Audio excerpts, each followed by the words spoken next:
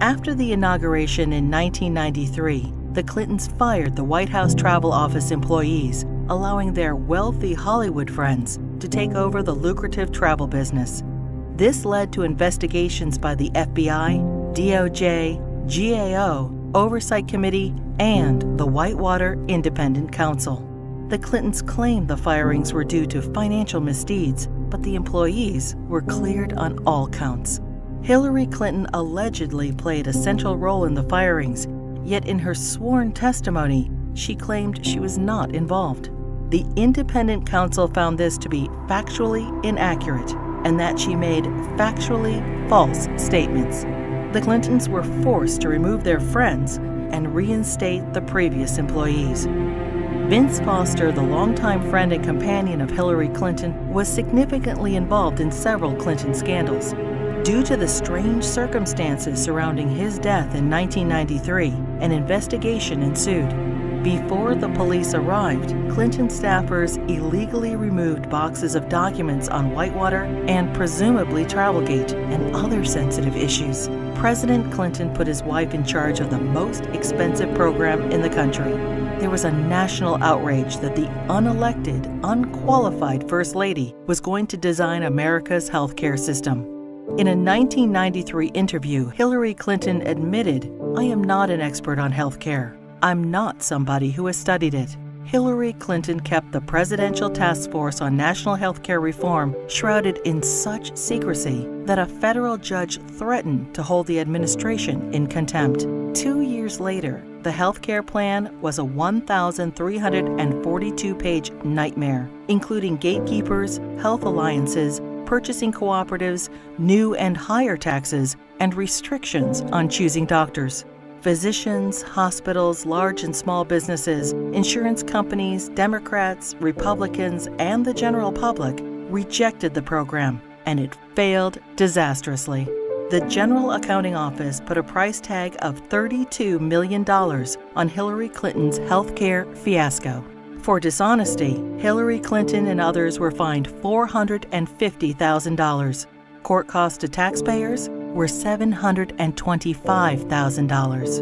In 1996, with Hillary Care fresh in their minds, Americans voted both the Senate and the House into Republican hands for the first time in over 4 decades.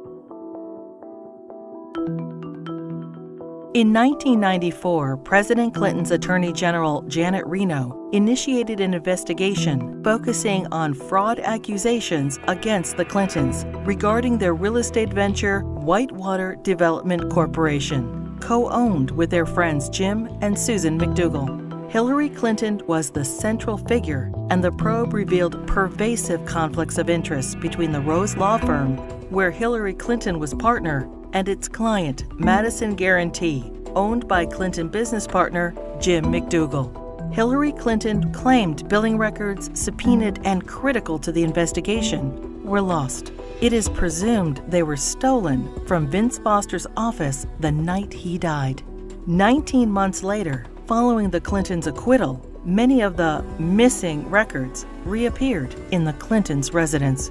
As they were covered with Hillary Clinton's fingerprints, she fell under suspicion of obstruction of justice. Their business partner, Susan McDougal, refused to testify against the Clintons, assuring they were not charged. Susan McDougal went to prison for her silence, but was pardoned by President Clinton. 15 Clinton associates were convicted of 40 federal crimes related to Whitewater. The Independent Counsel's report highlighted the president's abundant and calculating lies under oath, obstruction of justice, and abuse of power.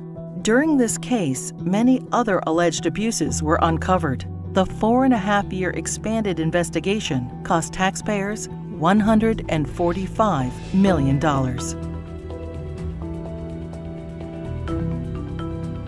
Hillary Clinton's trades in cattle futures raised suspicions of improprieties as her very first trade of $5,000 quickly turned into over $490,000. She refused to release her tax returns for the years in question. Hillary Clinton insisted that she made all the investment decisions herself, The investigation proved her trades were actually placed by her friend James Blair through the brokerage firm Refco. James Blair was outside counsel for Tyson Foods, the largest employer in Arkansas, which is state-regulated. The perception was Mrs. Clinton received preferential treatment and incredible financial returns as a way to garner favor with her husband, then governor of Arkansas. Refco was investigated and paid the largest fines in the history of the exchange.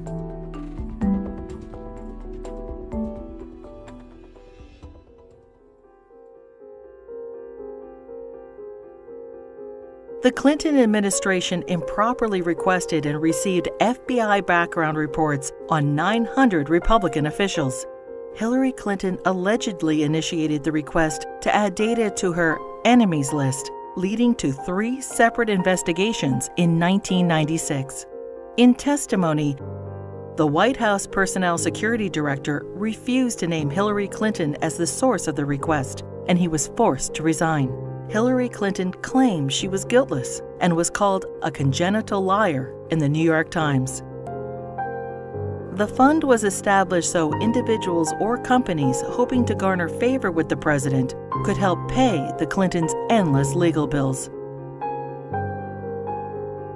In 1996, the Justice Department investigated campaign fundraising abuses and cover-ups by the Clintons in connection with an effort by China to influence administration policies. In violation of U.S. law, agents for the Chinese government and military funneled millions into President Clinton's re-election campaign, the Clinton Legal Defense Fund, and the DNC. The DOJ's report stated, "A pattern of events suggests a level of knowledge within the White House, including the President's and First Lady's offices, concerning the injection of foreign funds into the re-election effort." The Clintons were accused of using the IRS to harass their enemies, including Republican politicians, the White House Travel Office, the NRA, Judicial Watch, the Heritage Foundation, and other conservative organizations. A senior IRS official admitted that Clinton opponents were singled out for tax audits.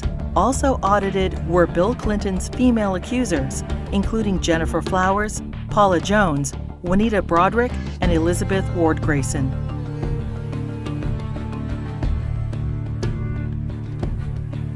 As he was leaving office in January 2001, President Clinton pardoned 450 people for crimes ranging from cocaine trafficking to kidnapping and terrorism. Several pardons personally benefited Hillary Clinton and were investigated for direct ties to her New York Senate bid. Mark Rich, a billionaire fugitive, owed the government over $160 million and was charged with tax evasion, wire fraud, racketeering, and trading with Iran. Rich's ex-wife, Denise Rich, a close friend of the Clintons, donated over $600,000 to the Clinton Presidential Library just prior to the pardon. Mrs. Rich also gave $14,000 to the Clinton Legal Defense Fund and $135,000 to Hillary Clinton's Senate campaign. The New Square Four were elders of a Republican voting Hasidic community convicted of defrauding the government of millions of dollars. Candidate Clinton met with their Grand Rabbi. Hillary Clinton received their votes, and the New Square Four received their pardons. Hillary Clinton claimed, "I did not play any role whatsoever in the pardons." Hillary Clinton's brother, lawyer Hugh Rodham, charged high fees to use his family influence to obtain presidential pardons. Carlos Vignali, a Los Angeles drug lord, paid Rodham over $500,000, and his sentence for cocaine trafficking was commuted. Almond Braswell, a scam artist, paid Rodham over $250,000 and was pardoned for defrauding senior citizens of millions of dollars. Fighting for Puerto Rican independence, the FALN exploded 138 bombs in New York City, Chicago, and Puerto Rico. During a 10-year reign of terror, 13 innocent people were killed and over 80 were maimed. New York City Councilman Jose Rivera met with Hillary Clinton proposing pardons for FALN members in return for Puerto Rican support in her Senate race. 2 days later, President Clinton pardoned 16 FALN terrorists. These pardons were condemned by Democrats and Republicans, the House and Senate, the FBI, the U.S. Attorney, the Federal Bureau of Prisons, and the Fraternal Order of Police. Another probe into Clinton wrongdoing ensued. When Congress requested additional information, President Clinton claimed executive privilege, preventing anyone involved with the pardons from testifying. Hillary Clinton claimed no involvement in or prior knowledge of the decision. Former Democratic President Jimmy Carter called these shameless pardons disgraceful. The largest political fundraiser in U.S. history became the largest election fraud in history. In the year 2000, the fundraiser for Hillary Clinton's New York Senate race was attended by 1,300 people, including the Hollywood elite and the Democratic leadership. In violation of federal election statutes, an individual, Peter Paul, financed the entire event. Peter Paul was also a convicted cocaine trafficker. In violation, Hillary Clinton was involved with the solicitation of funds and the coordination of the gala. In violation, Hillary Clinton requested in writing an additional $150,000 from Peter Paul in untraceable securities. The Clinton campaign's filings with the Federal Elections Committee stated the event only cost $500,000. The actual price tag was $1.5 million. Senator Clinton was fined over $50,000 for purposely underreporting the cost of the event. In another campaign finance fraud, Hillary Clinton ignored FBI warnings and accepted over $900,000 from scam artist and felon Norman Sue. Hillary Clinton's Senate tenure was undistinguished. In 7 years, she introduced only 3 minor bills which became law, including the naming of a post office. She helped secure millions in federal assistance for a New York developer. Ethics questions arose when the businessman donated over $120,000 to the Clinton Foundation. Senator Clinton did not support English as the official language of the United States government, and she enthusiastically voted for the Iraq War resolution. Hillary Clinton ignored Senate rules and reporting requirements for the hiring of staff and non-paid fellows, breaking the Senate Code of Official Conduct and hiding multiple conflicts of interest. She was investigated by the Senate Select Committee on Ethics.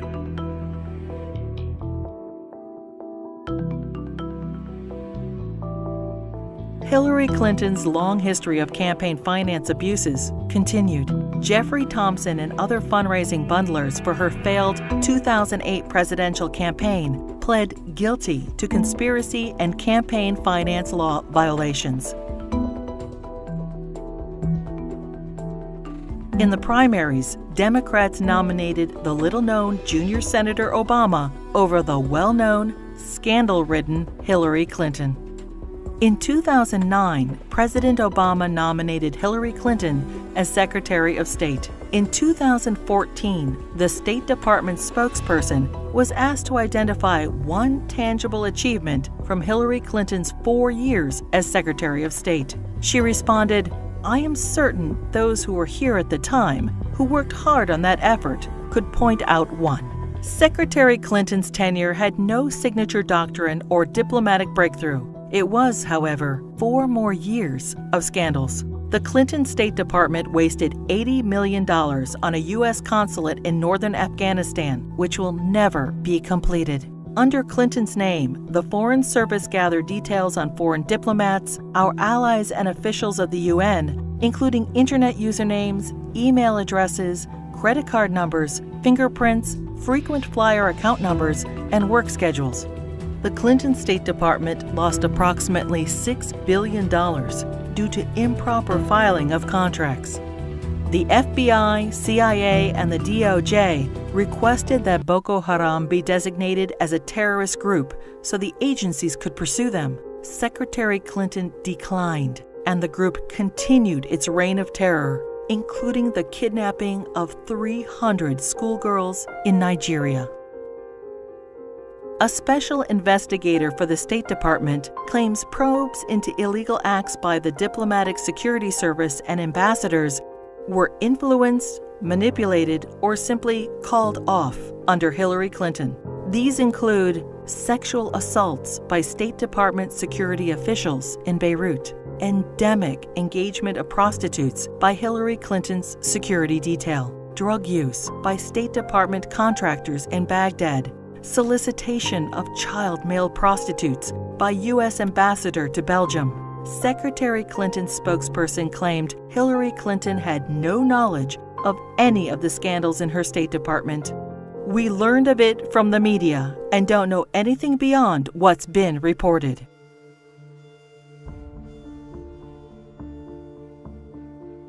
The United States mission in Benghazi, Libya, was attacked on September 11, 2012. As Hillary Clinton was Secretary of State at the time, she is at the heart of the cover-up investigation.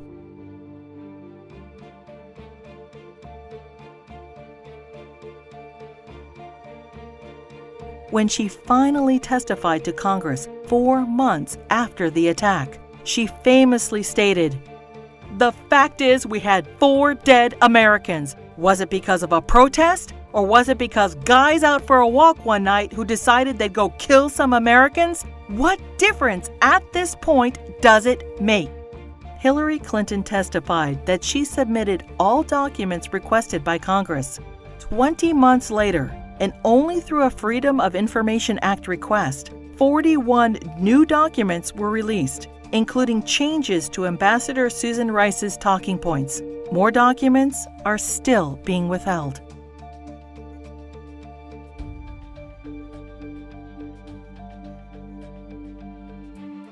The Presidential Records Act allows restricted access to documents for 12 years after leaving office. Now, 14 years later, the Clintons are still withholding thousands of records from the public. Over 300 Freedom of Information Act requests have been ignored, suggesting more damaging revelations about the Clintons. It is difficult to separate the Clintons' personal and political financial ventures from those of the Clinton Foundation. The New York Times expose on the Clinton Foundation details moral and fiscal chaos, shameless fundraising, and calls it mired in conflicts of interest.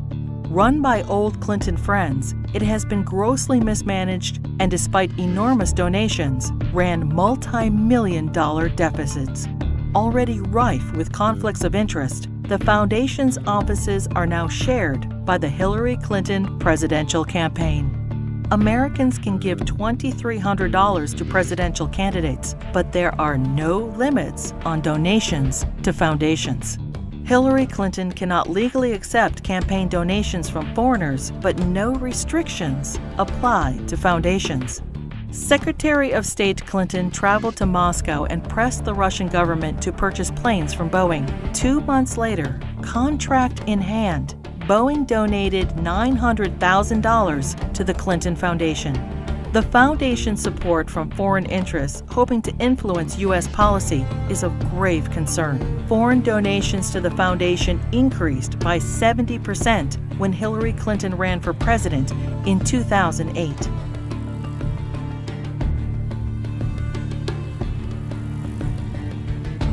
Saudi Arabia has financed terrorists, has an abysmal women's rights record, and punishes homosexuality by death. And yet, the Kingdom of Saudi Arabia is one of the largest supporters of the Clinton Foundation. In a Clinton co-presidency, every large donation could raise suspicions of improprieties or influence peddling and lead to non-stop investigations.